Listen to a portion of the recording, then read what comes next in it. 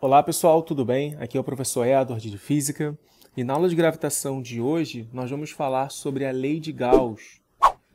A mesma lei, ou uma lei na verdade muito parecida, com a lei de Gauss que nós vimos para a eletricidade, que servia para que a gente pudesse calcular o campo elétrico de outras distribuições de carga que não fossem somente pontuais. A lei de Gauss para a gravitação vai ser muito parecida. Então, só para a gente relembrar aqui, se você quiser assistir a aula, eu vou deixar o link aqui em cima. Mas só para a gente relembrar, a lei de Gauss ela calculava uma grandeza chamada fluxo. Vou botar um φ aqui para indicar que é fluxo elétrico. Esse fluxo era uma integral numa superfície fechada do produto escalar do campo pela superfície. Ou seja, basicamente ela calculava quantas linhas de campo, vou pegar uma superfície aqui qualquer, finge que está em 3D, tá? E aí a gente ia calcular quantas linhas de campo partiam dessa superfície, né? Atravessavam esse material. E isso daqui só dependia da carga dentro dessa superfície. Carga interna dividido por uma constante, né? Que é o nosso ε0. Basicamente, pessoal, para a gravidade eu vou trocar o E por G, o Q por M. A lei de Gauss ela vai continuar da mesma forma, a gente só vai adaptar aqui as grandezas físicas. Então vamos lá, vamos começar do mais simples aqui. Então você tem uma superfície, vamos começar com uma não fechada. E aí eu tenho aqui o campo gravitacional atravessando essa superfície. Esse campo gravitacional gera um fluxo gravitacional pela superfície. Basicamente, nós vamos contar quantas linhas desse campo atravessam a nossa superfície, que eu vou chamar de A. E aí o fluxo ele vai ser G vezes A, porque assim, né? Porque se a gente olha essa superfície de lado, o G está inclinado assim, só causa fluxo aquele cara que for perpendicular à superfície. Então, nós temos que fazer uma projeção do G ao longo dessa superfície. Então, está aqui o G paralelo ao vetor área que está nessa direção aqui, que é perpendicular à superfície. E aí, quando a gente faz uma projeção, a gente usa um cosseno, né, nesse caso. Então, isso aqui é G cosseno de θ. Então, fica G vezes A cosseno θ. Só que GA cosseno θ é o produto escalar, por isso que a gente escreve dessa maneira assim. Isso daqui é o fluxo gravitacional. Agora, quanto que vale esse fluxo gravitacional? Bom, vamos pegar um exemplo para poder fazer a conta, que seria um objeto muito pequenininho, desenhar grande só para a gente poder enxergá-lo, de massa mzão. Eu vou traçar aqui em volta uma superfície gaussiana. O que é uma superfície gaussiana? É aquela superfície fechada. Só isso. Lembrando que essa superfície ela não precisa existir no meio físico, tá? É só um desenho que eu fiz, não é uma esfera, não é uma casca, não é nada. Só um desenho que eu fiz aqui. E aí, lembrando, a superfície gaussiana ela tem que ser fechada e, é claro, ela é tridimensional. O desenho, não pensar que está em 2D. E aí nós temos aqui o campo gravitacional atravessando essa superfície. Lembrando que o campo gravitacional está sempre apontando para o centro dessa carga daqui, dessa massa, no caso, né? Então, está aqui algumas linhas do campo gravitacional. Pessoal, agora o que eu vou fazer é calcular esse fluxo. Então, o fluxo ele é GA cosseno θ. O A ele está aqui. Vamos pegar esse pontinho aqui para você poder observar. O A ele está assim. O G você já viu que está para baixo, né? Ou seja, esses caras eles já estão na mesma direção, só que sentidos opostos. Então, esse ângulo aqui, θ, é 180 graus, ou π radianos. E aí, ó, quando nós calcularmos o fluxo nessa superfície fechada, que eu vou escrever agora numa forma mais bonita, não é só G vezes A, tá? Esse aqui é o fluxo nesse pedacinho. O fluxo gravitacional vai ser a integral de G dA. Integral porque eu vou somar o G, o fluxo causado em cada pedacinho aqui da esfera. E vou somar todo mundo. Como é uma esfera, uma superfície fechada, né, a gaussiana, está aqui a bolinha. Então vamos lá. Como eu peguei uma esfera, por que eu fiz isso, né? Porque uma esfera ela é simétrica. Então todos os pontos dessa esfera equidistam da minha massa. E eu sei calcular o campo gravitacional em cada um desses pontos. Nós já vimos nas aulas passadas que é Gm dividido pela distância ao quadrado. E como todos esses pontos têm o mesmo valor de G, eu posso pegar esse cara e colocar em evidência. Então vai ficar Gm sobre R ao quadrado. Nós já vimos também que o ângulo vale menos 1. Desculpa, o cosseno é igual a menos 1 porque o ângulo é igual a θ, é igual a 180. E aí sobrou integral de dA. Essa integral é chamada de integral trivial, que é o quê? A soma dos pedacinhos vai dar o todo. Ou seja, esse resultado ele vai ser Gm sobre R ao quadrado vezes menos 1 vezes a área da esfera, que é 4πr ao quadrado. Galera, não confunde com 4/3 de πr ao cubo, isso é o volume, que eu estou calculando a área, tá? E aí, ó, olha que bonito. Esse cara pode cortar, que é o r ao quadrado.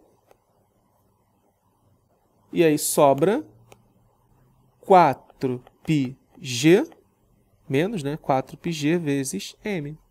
Mas fala, professor, não parece em nada com a equação da eletricidade. É claro que parece, porque 1 sobre epsilon é 4π vezes k. Ou seja, isso daqui é 4π vezes k vezes a carga interna nessa superfície. Você fala, mas o sinal de menos? O sinal de menos está indicando que o G está sempre apontando aqui para dentro.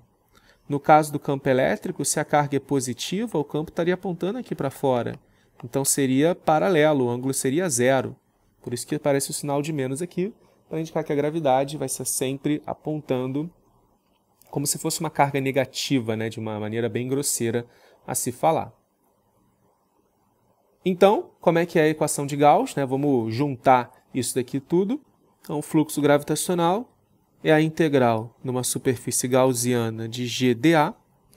E isso vale menos 4πg vezes a massa interna a essa superfície daqui. Vamos agora fazer a aplicação disso em dois casos muito especiais. Uma casca e uma esfera maciça ou densa. Para a gente começar com a casca esférica, então vou desenhar aqui, ó, é como se fosse um planeta oco, não tem massa no interior. A massa está numa casquinha bem fininha que está aqui na superfície, tá? E aí eu quero saber quanto vale o campo gravitacional num ponto A, cuja distância até o centro dessa superfície vale Rzinho, e esse cara tem raio total Rzão. Ou seja, eu quero saber o G quando Rzinho menor que Rzão. Se a gente aplicar a equação de Gauss, o resultado é bem óbvio.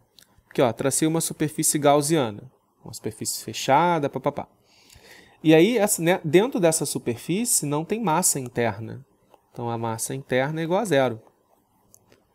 Só que tem área, não tem? Se tem área, a única possibilidade, né, para que esse cara dê zero, porque, né, todos os G's seriam iguais se houvesse, você colocaria em evidência. Então isso daqui seria G integral de dA igual a zero. Vou omitir no sinal aqui para simplificar, né? O cosseno θ é dar um menos aqui. Só que para dar zero, tanto faz. Só que como isso aqui não é zero, a única possibilidade é isso daqui ser zero.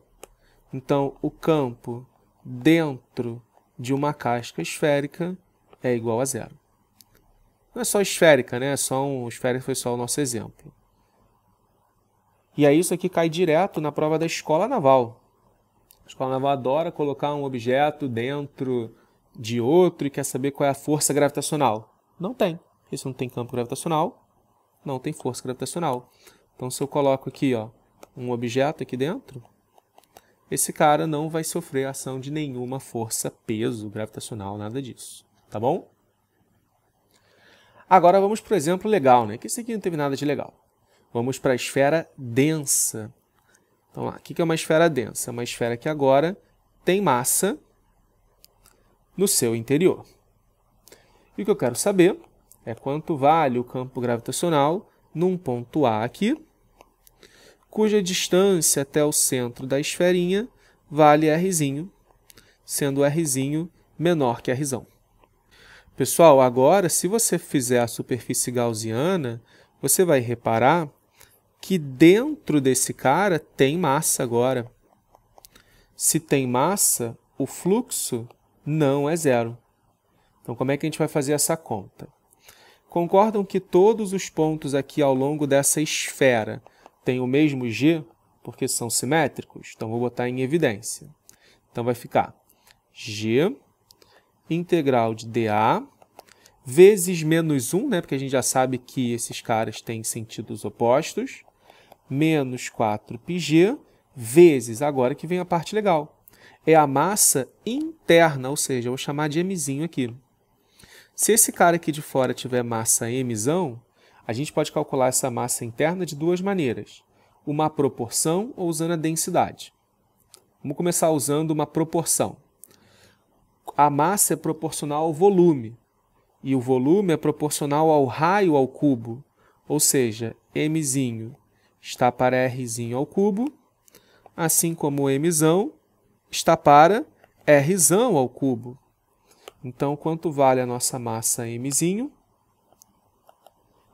Mzão, Rzinho ao cubo sobre Rzão ao cubo. Então, vou substituir aqui.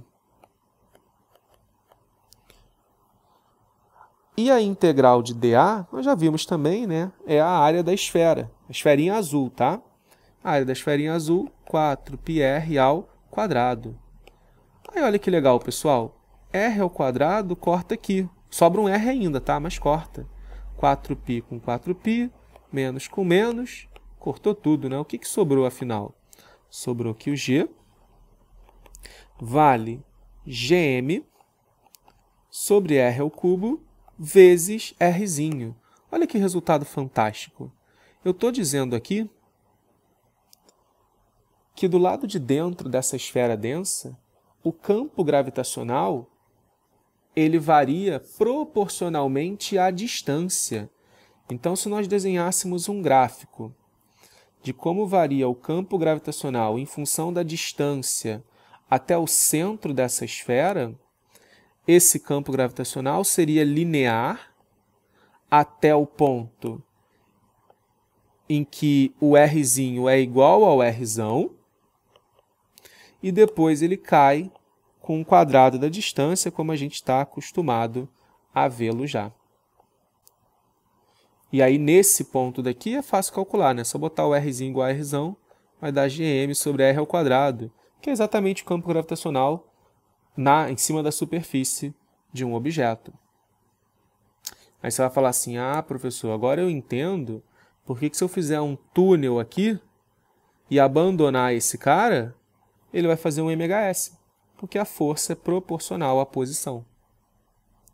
E aí eu vou deixar o linkzinho aqui para você assistir essa aula com a demonstração. E aí eu só vou escrever agora essa aceleração gravitacional dentro do planeta de uma outra maneira em função da densidade, que pode aparecer também para vocês. Lembrando que massa é densidade vezes o volume. E essa massa que a gente colocou aqui é a massa de todo o objetozão, tá? Então, ela é a densidade vezes o volume do objetozão. A gente chamou de raio aqui Rzão. Então, vai ficar ρ vezes 4/3 de π Rzão ao cubo. E por que isso é legal? Porque, olha só, G sobre R ao cubo vezes 4/3 de π Rzão ao cubo. Faltou o ρ, né? Vezes Rzinho. Então, o R3 corta. E aí sobra apenas 4 terços de π ρ g vezes R. E aí por isso que a gente tinha falado antes do MHS, né? Isso daqui é um K, uma constante. Então a gravidade é da forma K vezes R. Então a força que atua em um objeto que está ali, né, que é mzinho G, então fica mk vezes R, por isso que é um MHS, né? E essa outra forma de escrever é bem interessante, porque isso fica em função apenas da densidade do corpo. E aí isso vale para outros, né, modelos, independente do tamanho dele de fato. Você fala, professor, e se tivesse do lado de fora? Do lado de fora, pessoal, não tem nada demais. Porque do lado de fora, a massa interna à superfície que você traçar aqui é toda a massa do corpo. Então, do lado de fora, tanto faz qual dos casos é, o campo gravitacional vai ser Gm sobre R ao quadrado. Isso aqui serve para o lado de fora, ou seja, quando Rzinho maior ou igual a Rzão. Com isso, a gente encerra a nossa aula de hoje. Eu espero que vocês tenham gostado e até a próxima. Não se esqueça de se inscrever no canal, deixar o seu like se você gostou desse vídeo. Pode colocar suas dúvidas aqui nos comentários e compartilha com seus amigos para que eles vejam essa aula também. E pode me seguir lá no Instagram, @edwardfísica.